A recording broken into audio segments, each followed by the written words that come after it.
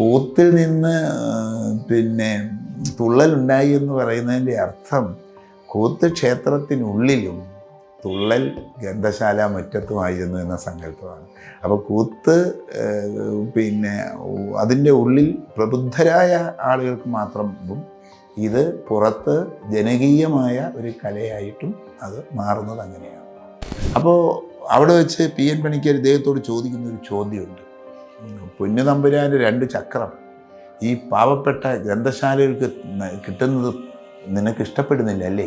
അപ്പോൾ അതിന് മറുപടി പറയുന്നുണ്ട്, പൊന്നുതമ്പുരാൻ്റെ പണം മോഹിച്ചല്ലടാ ഞങ്ങളൊക്കെ ഗ്രന്ഥശാല പ്രസ്ഥാനത്തിലേക്ക് ഇറങ്ങിയത്. അഖില തിരുവിതാംകൂർ ഗ്രന്ഥശാല സംഘം വിളിച്ചു കൂട്ടിയത് 1945 സെപ്റ്റംബർ 14 അത് വിളിച്ചു കൂട്ടിയത്. അന്ന് തിരുവിതാംകൂറിൽ 370-ലധികം ഗ്രന്ഥശാലയുണ്ടായിരുന്നു. പക്ഷേ ആ യോഗത്തിൽ പങ്കെടുത്തത് 47 ഗ്രന്ഥശാലകൾ മാത്രമാണ്.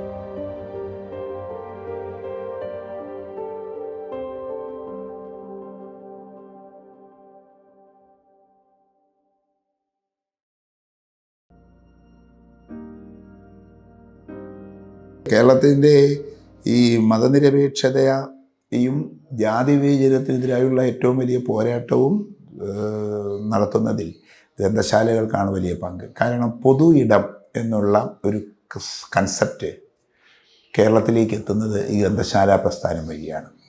അതിനുമുമ്പ് വഴി നടക്കാൻ അവകാശമില്ലാത്തവർ, ഒത്തുചേരാൻ അവകാശമില്ല, തോളെ കൈയിടാൻ അവകാശമില്ലാത്തവർ, വെള്ളം കോരി കുടിക്കാൻ അവകാശമില്ലാത്തവർ, ഇങ്ങനെയുള്ള മനുഷ്യർ ജീവിച്ചിരുന്ന സ്ഥലത്ത് നിന്നുകൊണ്ടാണ് അതിൽ നിന്ന് വ്യത്യസ്തമായി എല്ലാവർക്കും വന്നിരിക്കാൻ കഴിയുന്ന ഒരിടം എന്ന നിലയിലേക്ക് ഗ്രന്ഥശാല വരുന്നത്. അങ്ങനെ വരുമ്പോൾ അത് നമ്മുടെ നാടിൻ്റെ ജാതീയമായ ചിന്തകളെ ഉന്മൂലനം ചെയ്യുന്നതിന് സഹായമാകുന്നു, മതപരമായ വേർതിരിവുകളെ ഇല്ലാതാക്കുന്നതിന് ഇതാകുന്നു, മനുഷ്യനിൽ മാനവികതയുടെ വലിയൊരു സന്ദേശവും ഊർജവും അതിലേക്ക് കണ്ടെത്തുന്നതിന് ഗ്രന്ഥശാലകൾ വളരെ സഹായകരമാകുന്നു. ലിംഗവിഭജനം പോലും, വേർതിരിവ് പോലും ഇല്ലായിരുന്നു. ആണും പെണ്ണും ഒന്നിച്ചിരിക്കുന്ന ഒരു സാഹചര്യം അക്കാലത്ത് ചിന്തിക്കാൻ പോലും കഴിയാത്തൊരു സാഹചര്യത്തിൽ ഈ ഗ്രന്ഥശാലകളിലേക്ക് സ്ത്രീകൾ അല്ലെങ്കിൽ ബുദ്ധരായ വായനയുടെ സന്ദേശവുമായി എത്തുന്നു എന്നുള്ളത് ആ കാലഘട്ടത്തിലെ വലിയൊരു കാഴ്ചപ്പാടാണ്. അപ്പോൾ ലിംഗവിഭജനത്തെ, വേർതിരിവിനെ അതിജീവിക്കുന്നു, ജാതി വേർതിരിക്കുന്നു, വർണ്ണവ്യത്യാസങ്ങൾ ഇരിക്കുന്നു. പിന്നീട് ഈ പാവപ്പെട്ടവരായ ആളുകൾ, അക്ഷരാഭ്യാസമില്ലാത്ത ആളുകൾ ഗ്രന്ഥശാലയിലെത്തുന്നത് അവിടെ എത്തുന്ന വിദ്യാഭ്യാസമുള്ളവർ വായിച്ച് കേൾക്കുന്ന കാര്യങ്ങൾ അറിയാൻ വേണ്ടിയാണ്. അങ്ങനെ വായന ഒരു ഉറക്കെയുള്ള വായന മലയാളത്തിൽ രൂപപ്പെടുത്തിയെടുക്കുന്ന കേന്ദ്രമായി ഗ്രന്ഥശാല മാറുന്നുണ്ട്. വായന ഒരു ഏകാഗ്രതയിലിരുന്ന് ഉള്ളതാണെന്നുള്ളൊരു വിശ്വാസമാണ് നമ്മുടെ സമൂഹത്തിലുണ്ടായിരുന്നത്. അത് മാറി മറ്റുള്ളവർക്കും കേൾക്കാനുള്ള ഇതിലേക്ക് വരുന്നു. അതിൻ്റെ ഭാഗമായിട്ടാണ് കവിതയിലൊക്കെ ചൊൽക്കാഴ്ചകളും ഒക്കെ ആയിട്ടും കവി അരങ്ങുകളും മറ്റും രൂപപ്പെടുന്നത്. യഥാർത്ഥത്തിൽ ബേസിക് ഗ്രന്ഥശാലകളാണ്. ഗ്രന്ഥശാലയിൽ നിന്ന് വായിക്കുമ്പോൾ കൗതുകത്തോടെ ആളുകൾ കേട്ടിരിക്കുമ്പോൾ ഒരു കവി ചിന്തിക്കുന്നു, ഇനി ഞാനും ഇത് ഉറക്കം പാടിയാൽ ഒരുപാട് ആളുകൾ ഒത്തുകൂടുമല്ലോ എന്നൊരു തോന്നലുണ്ടാകും. അപ്പോൾ കവിയരങ്ങളെ രൂപപ്പെടുത്തിയെടുക്കുന്ന ഇതാണ്. അതുപോലെ ക്ഷേത്രങ്ങളെ നവീകരിച്ചതിലും ഗ്രന്ഥശാലകൾക്ക് പങ്കുണ്ട്. കാര്യം എന്ന് പറഞ്ഞാൽ ക്ഷേത്രങ്ങൾ, ആരാധനാലയങ്ങൾ, എല്ലാ ആരാധനാലയങ്ങളിൽ അവിടുത്തെ ആചാരങ്ങളും വിശ്വാസങ്ങളും അതോടനുബന്ധിച്ചപ്പെട്ട കലകളും മാത്രം നിലനിന്നിരുന്ന സ്ഥലത്ത് ആളുകളെല്ലാം ആചാരങ്ങൾ കഴിഞ്ഞാൽ നേരെ ഗ്രന്ഥശാലകളിലെയും പ്രധാനപ്പെട്ട ക്ലബ്ബുകളുടെയും ഇത്തരത്തിലുള്ള കലാപരിപാടികളിലും ആവിഷ്കാരങ്ങളിലും പങ്കാളിയായി പോകുന്നു. മനസ്സിലായില്ലേ? ഇപ്പോൾ കൂത്തിൽ നിന്ന് തുള്ളലുണ്ടായി എന്ന് പറയുന്നതിൻ്റെ അർത്ഥം കൂത്ത് ക്ഷേത്രത്തിനുള്ളിലും തുള്ളൽ ഗ്രന്ഥശാല മുറ്റത്തുമായിരുന്നു എന്ന സങ്കല്പമാണ്. അപ്പോൾ കൂത്ത് അതിൻ്റെ ഉള്ളിൽ പ്രബുദ്ധരായ ആളുകൾക്ക് മാത്രം ഇത് പുറത്ത് ജനകീയമായ ഒരു കലയായിട്ടും അത് മാറുന്നത് അങ്ങനെയാണ്. അല്ല, നമുക്ക് സത്യത്തിൽ നമ്മൾ സൂക്ഷ്മമായിട്ട് വായിച്ചാൽ അറിഞ്ഞാൽ ഈ വായനയുടെ യഥാർത്ഥ ഉടമകൾ സ്ത്രീകളായിരുന്നു നമ്മുടെ നാട്ടിൽ. ഏറ്റവും കൂടുതൽ വായിക്കുന്ന സ്ത്രീകൾ. അവർക്ക് ഒരുപാട് അവസരങ്ങളുണ്ട്, അവർക്ക് പുറത്തിറങ്ങാൻ അവസരമില്ല. അപ്പോൾ അതുകൊണ്ട് അവർ വായിക്കാൻ ഉള്ളതായിത്തീരുന്നു. അവർ എഴുത്തിലേക്ക് വരുന്നു. ഇപ്പോൾ ദേവകി നിരങ്കോടിനെ പോലെയുള്ള ആളുകൾ ഒരു സമുദായ വിഭാഗത്തിൽ നിന്ന് തന്നെ അവരെഴുതുന്നു. ഇപ്പോൾ മലയാളത്തിലെ ഏറ്റവും മനോഹരമായ നോവലുകൾ ജനകീയമായി വായിക്കുന്നത് നമ്മുടെ ഈ ജില്ലയിൽ നിന്ന് തന്നെയുള്ള ലളിതാംബിക അന്തർജനം എൻ്റെ നോവൽ വരുന്നു. അപ്പോൾ ഇങ്ങനെ സ്ത്രീകളും എഴുത്തിലേക്ക് വരുന്നു. നമുക്ക് ഇക്കാവമ്മയെ പോലെയുള്ള തോട്ടയ്ക്കാട്ട് ഇക്കാവമ്മയെ പോലെയുള്ള ആദ്യകാല എഴുതുണ്ട്. പിന്നീട് നമുക്ക് ഒട്ടേറെ ഒരു പാരമ്പര്യം അക്കൂട്ടത്തിലുമുണ്ട്.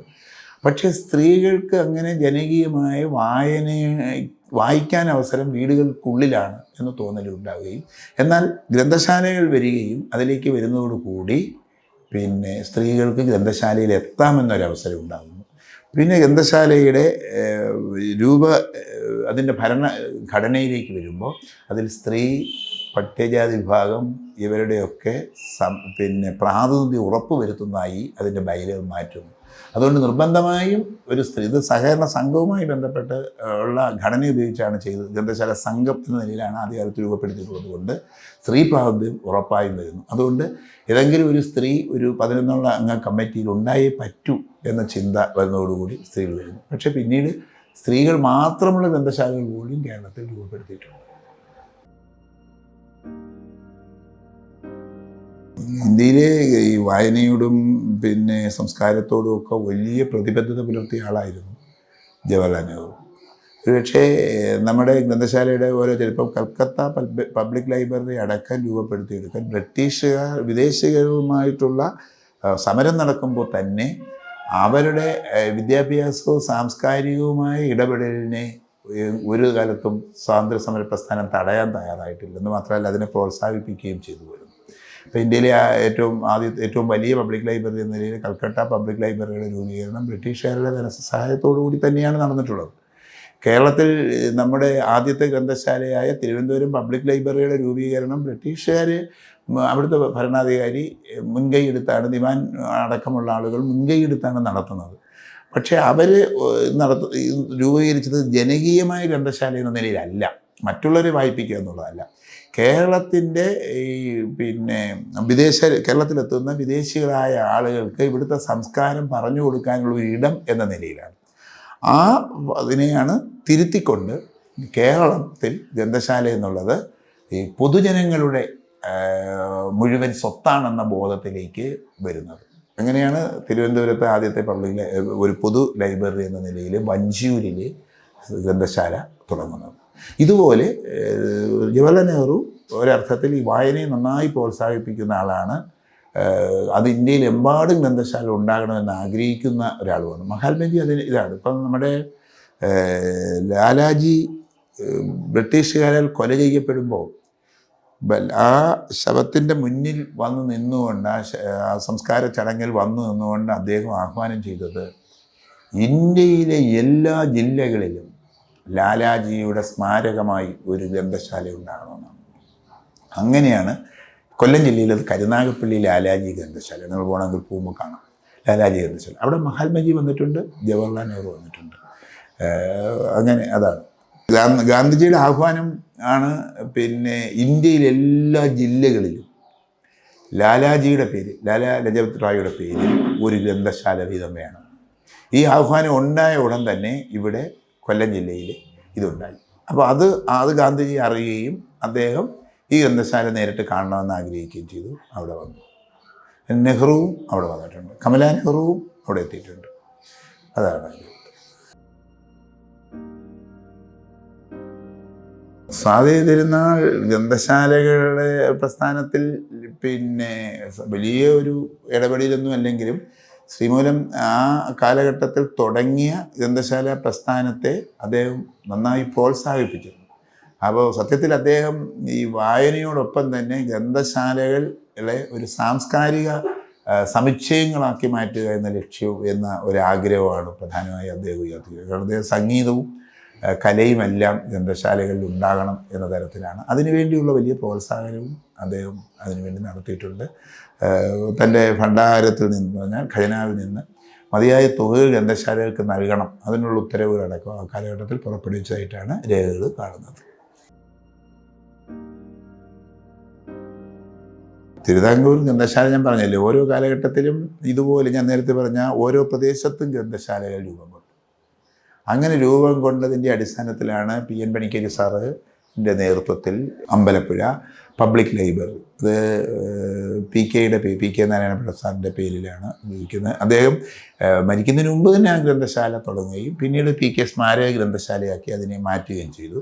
അവിടെ നിന്നാണ് അവിടേക്ക് UP സ്കൂൾ അധ്യാപകനായിട്ട് PN പണിക്കരി സാർ വരുന്നത്. അത് കഴിഞ്ഞിട്ട് ഈ ഗ്രന്ഥശാലയുടെ സജീവ പ്രവർത്തകനായി സെക്രട്ടറിയായി. അങ്ങനെയാണ് തിരുവിതാംകൂറിലെ ഗ്രന്ഥശാലകളെ ഒരു ഒറ്റ കുടക്കീഴിൽ കൊണ്ടുവരണ ഉദ്ദേശത്തോടെ അദ്ദേഹം അഖില തിരുവിതാംകൂർ ഗ്രന്ഥശാല സംഘം വിളിച്ചു കൂട്ടിയത്. 1945 സെപ്റ്റംബർ 14-നായിരുന്നു അത് വിളിച്ചു കൂട്ടിയത്. അന്ന് തിരുവിതാംകൂറിൽ 370-ലധികം ഗ്രന്ഥശാല ഉണ്ടായിരുന്നു. പക്ഷേ ആ യോഗത്തിൽ പങ്കെടുത്തത് 47 ഗ്രന്ഥശാലകൾ മാത്രമാണ്. അതാണ്, ഈ ഗ്രന്ഥശാലകൾ ഒന്നും സർക്കാരിൻ്റെയോ അല്ലെങ്കിൽ മറ്റു ആരുടെയെങ്കിലോ പണം പറ്റി പ്രവർത്തിക്കണമെന്ന് ആഗ്രഹിക്കുന്നവരായിരുന്നില്ല. പിന്നെ പൊരുതുക എന്നുള്ളതും നാട്ടിൽ മാറ്റം വരുത്തുക എന്നുള്ളതുമാണ് ഗ്രന്ഥശാലകളുടെ ലക്ഷ്യമായിട്ടുള്ളത്. ആശയപരമായ പോരാട്ടവും സാംസ്കാരികമായ നവീകരണവും നാട്ടിൽ തിന്മകൾക്കെതിരായിട്ടുള്ള ശക്തമായ ഇടപെടലും ഇതായിരുന്നു ഗ്രന്ഥശാലകളുടെ ആദ്യകാല ലക്ഷ്യമായി നിലനിന്നിരുന്നത്. അതുകൊണ്ട് സർക്കാരിനെ സന്തോഷിപ്പിച്ച്, അതിലെ ഭരണാധികാരികളെ സന്തോഷിപ്പിച്ച് അവരിൽ നിന്ന് എന്തെങ്കിലും ആനുകൂല്യങ്ങൾ നേടിയെടുക്കണമെന്നൊരു ചിന്ത അക്കാലത്തെ മഹാഭൂരിപക്ഷം വരുന്ന ഗ്രന്ഥശാല പ്രവർത്തകർക്ക് ഉണ്ടായിരുന്നില്ല. അപ്പോൾ അങ്ങനെയാണ് അഖില തിരുവിതാംകൂർ ഗ്രന്ഥശാല പ്രസ്ഥാനം വിളിച്ചപ്പോൾ അതിൻ്റെ ഉദ്ഘാടകനായി വെച്ചത് CP ആണ്. അപ്പോൾ CP എന്നുള്ളത് അന്ന് അക്കാലഘട്ടത്തിൽ 45-ലെത്തുമ്പോൾ ഇന്ത്യക്ക് സ്വാതന്ത്ര്യം കിട്ടിയാലും തിരുവിതാംകൂറിനെ അത് ലയിപ്പിക്കത്തില്ല, ഒരു സ്വതന്ത്ര രാജ്യമാക്കുമെന്നുള്ള പ്രഖ്യാപനമായി നിൽക്കുന്ന ഒരാളിനെ ഈ പൊരുതുന്നവൻ്റെ സൗന്ദര്യം പേറുന്ന ഗ്രന്ഥശാല പ്രസ്ഥാനത്തിൻ്റെ ഉദ്ഘാടനത്തിന് വിളിക്കുന്നത് ശരിയല്ല എന്ന് ചിന്തിച്ച് അതിൽ നിന്ന് ബഹിഷ്കൃതരായി മാറി നിൽക്കുകയാണ് ഉണ്ടായത്. ഞാൻ നേരത്തെ പറഞ്ഞ കള്ളർകോട് ഗ്രന്ഥശാലയുടെ ഭാരവാഹിയായി പിന്നെ ഗ്രന്ഥശാല പ്രസ്ഥാനത്തിൻ്റെ ഇതുമായി മാറിയ പിള്ള എന്ന് പറയുന്ന അദ്ദേഹം അവിടെ പങ്കെടുത്തു.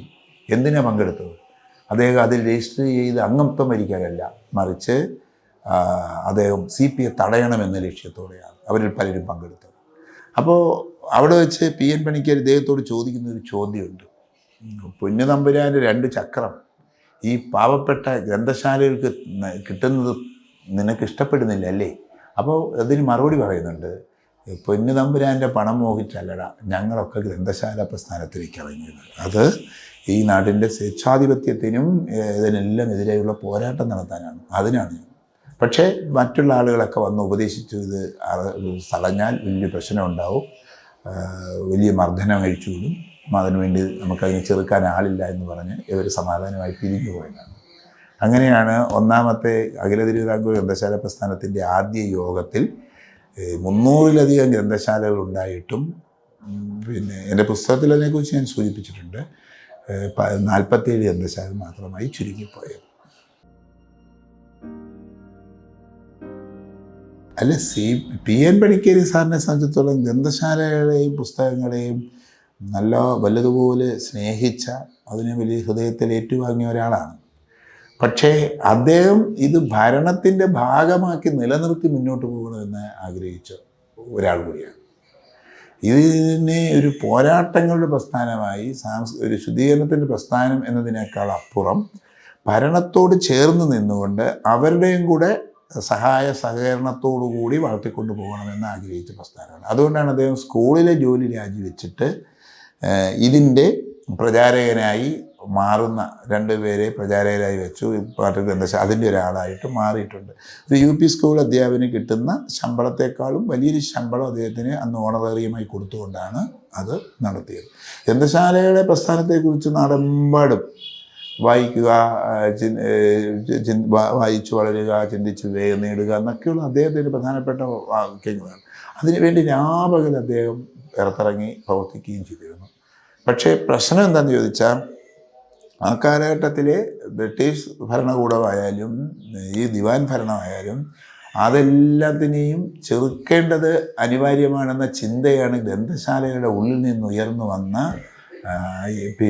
മുദ്രാവാക്യങ്ങൾ.